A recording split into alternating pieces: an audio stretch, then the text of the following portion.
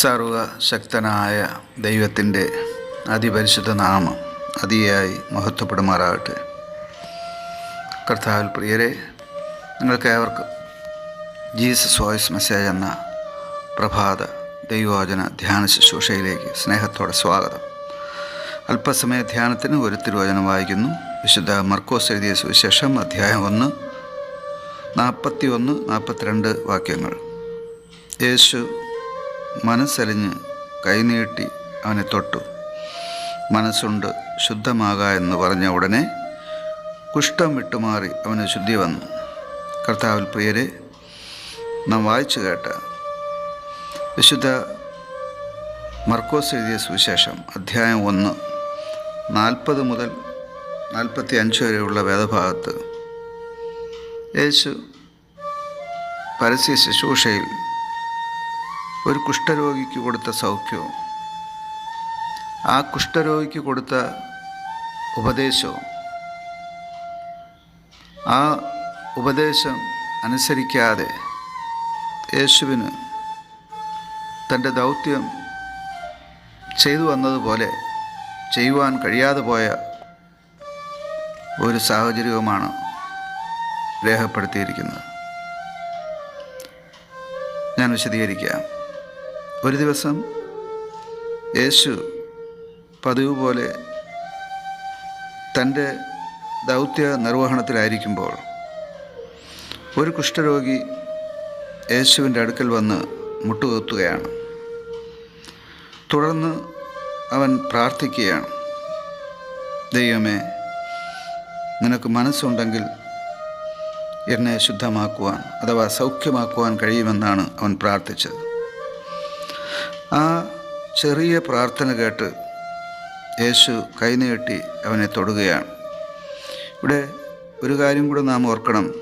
കുഷ്ഠരോഗിയെ ആരും തൊടാറില്ല. കുഷ്ഠരോഗി പാളയത്തിന് പുറത്താണ്. അവന് ജനങ്ങളോടൊപ്പം വസിക്കുവാനായിട്ട് സാധ്യമല്ല. എങ്കിലും യേശുവിനെ നാം ഇവിടെയാണ് വേറിട്ട വ്യത്യസ്തനായി കാണേണ്ടത്.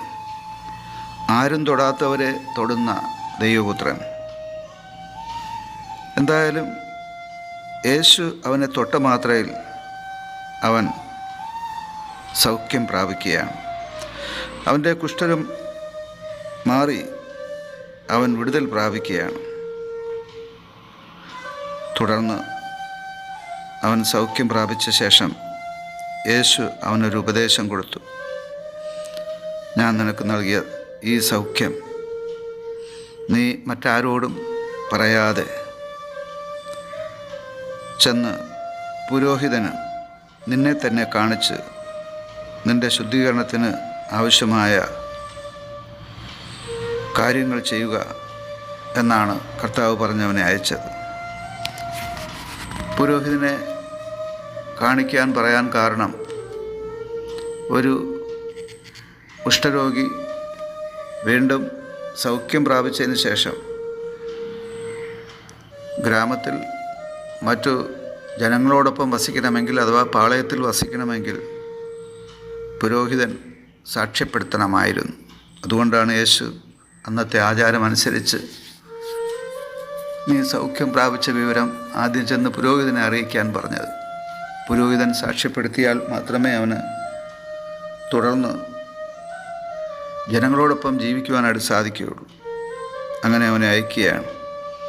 എന്നാൽ ഈ മനുഷ്യൻ ചെയ്തത് എന്താണ്? യേശു പറഞ്ഞതിന് വിരുദ്ധമായി അവൻ പ്രവർത്തിക്കുകയാണ്. ഈ മനുഷ്യൻ അവൻ ലഭിച്ച സൗഖ്യത്തെ നാടെങ്ങും പ്രഘോഷിക്കുകയാണ്. അതിനുശേഷം സംഭവിച്ചത്, യേശുവിൻ്റെ ദൗത്യത്തിന് അവിടെ തടസ്സം വരികയാണ്. യേശു ആ പ്രദേശത്തിലെ പ്രത്യേക സാഹചര്യം മനസ്സിലാക്കിയാണ്, നീ ഇത് മറ്റാരോടും പറയരുത്, പുരോഹിതന് നിന്നെ തന്നെ കാണിച്ച് നീ സാക്ഷിക്കുക എന്ന്. എന്നാൽ അവൻ ചെന്ന് ആ പട്ടണം മുഴുവൻ അവന് ലഭിച്ച സൗഖ്യത്തെ പ്രഘോഷിച്ചത് കാരണം യേശുവിന് പരസ്യമായി തൻ്റെ ദൗത്യ നിർവഹണം നടത്തുവാൻ സാധിക്കാതെ വന്നു.